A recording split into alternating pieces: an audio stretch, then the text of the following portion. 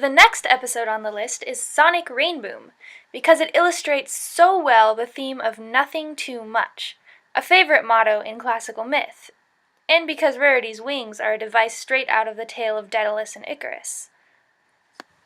Daedalus was a famous inventor in mythic Greece who did time on Crete for some poor choices he made.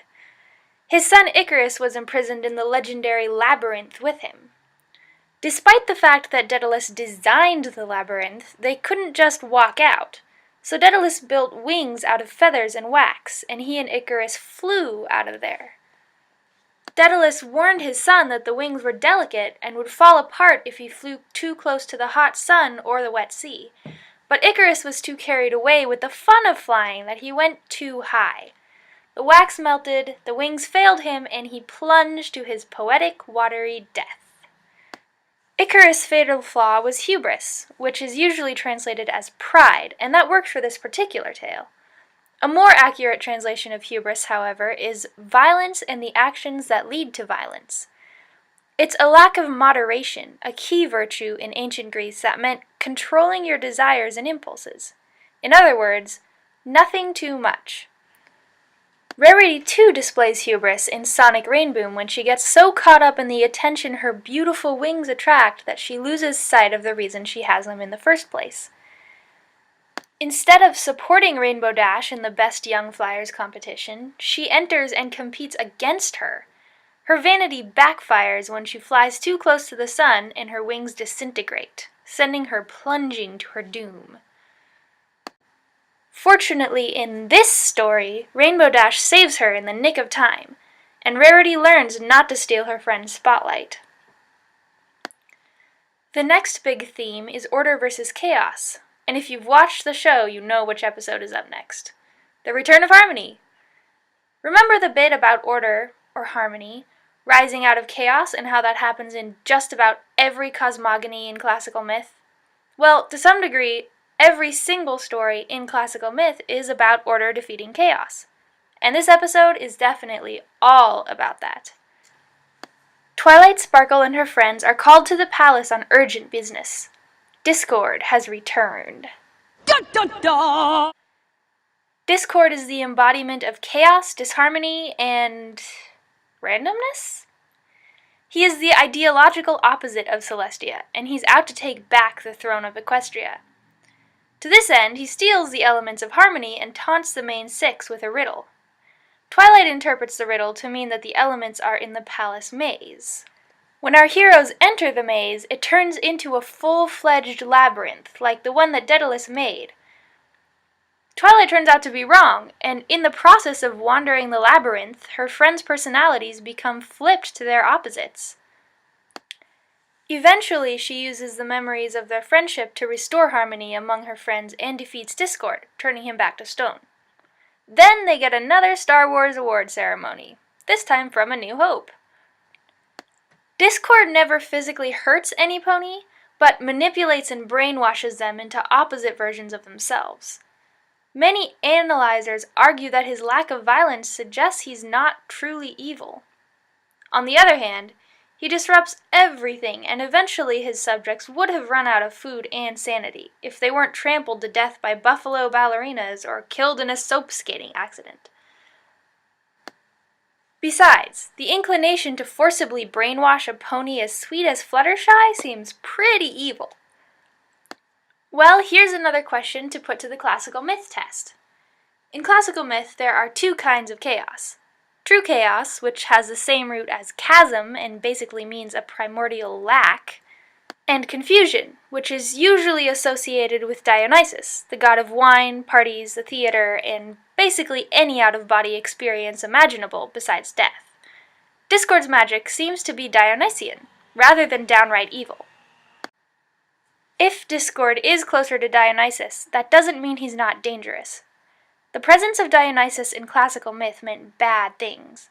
Everyone related to the god went crazy and committed horrible crimes, like his Aunt Ino, who murdered her children and then killed herself.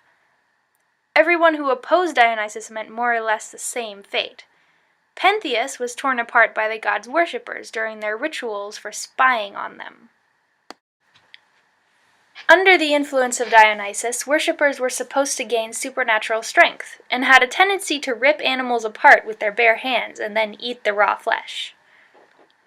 Similarly, discord can get into ponies' heads and make them behave in strange ways. He probably also grants supernatural strength.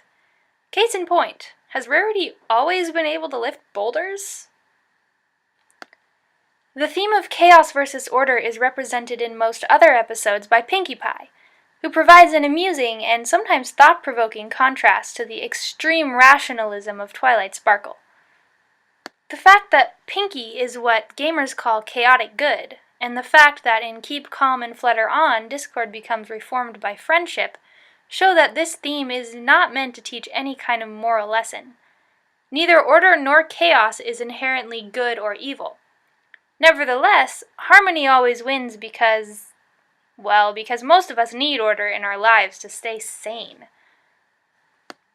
The last episode to examine is Magical Mystery Cure, the final episode of Season 3. The third season strays considerably from the pattern of the first two, and there isn't as much evidence of classical myth in the writing, but this episode is important because of Twilight Sparkle's apotheosis at the end. Apotheosis is the process of a mortal becoming divine, usually as a reward for their greatness during life. The best examples of heroes who underwent apotheosis in classical myth are Heracles and Asclepius. As a motif, Twilight's apotheosis wraps up the heroic legend from Friendship is Magic. It also underscores the theme of destiny. In classical myth, fate or destiny is the driving force behind everything that gods or mortals do. Not even the gods can escape their fate, and if anyone tried, they only hurried it along. The most famous example is that of Oedipus. Oedipus was the son of the king and queen of Thebes, who had received an oracle that the boy's destiny was to kill his father and marry his mother. Appropriately freaked out, they decided to get rid of him. But the shepherd to whom they entrusted the task of abandoning him in the wilderness took pity on the little baby. Oedipus traded hands until he reached the childless king and queen of Corinth, who adopted him. When he was grown, Oedipus discovered that he was adopted and traveled to the Delphic oracle to find out who his parents were. Instead, the oracle told him his horrible fate. He ran away from Corinth to Thebes, not knowing that his true parents were there, and on the road he unknowingly fought and slew his father. When he arrived at Thebes, he rescued the city from the vicious Sphinx, and they made him king, which meant he married the queen, his estranged mother. By running away from their destiny, all three characters only hastened it coming. In My Little Pony, destiny is portrayed in a more positive light. Instead of a dreaded sentence uttered by a mystical oracle, it's an exciting experience that brings hope, and belongs to the individual in the form of a cutie mark. In Cutie Mark Chronicles, the main six recount how they discovered their cutie marks, and learn that even from their foalhood, their fates were intertwined. Magical Mystery Cure shows what happens when destiny is disturbed. All 5 of Twilight's friends are struggling to eke out a miserable existence in pursuit of goals that should not be their own.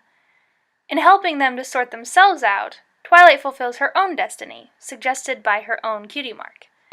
Then she ascends to a higher plane, where Princess Celestia explains that since the day her mark appeared, she's been guiding her to her apotheosis into an alicorn princess. This is just a summary of the subject of destiny, cutie marks, and the like. If you really want a thorough analysis, you should check out Digibrony's videos. He's a pretty smart guy.